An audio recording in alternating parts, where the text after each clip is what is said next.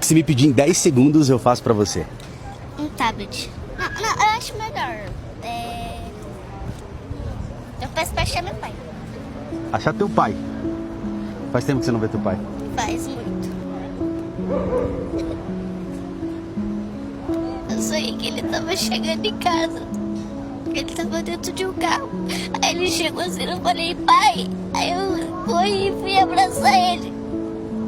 Só que ele tava muito magro. Eu não achei ele porque eu tô com muita saudade. Cara, através desse vídeo as pessoas vão mandar pra muita gente. E aí, pra eu alegrar o seu dia hoje, eu vou te levar pra comer em um lugar especial. Você topa? Tá. Então conta comigo até 3, olha, olhando lá. 1, 2, 3. Já comeu um hambúrguer de madeira? Então você vai experimentar. Tudo bem?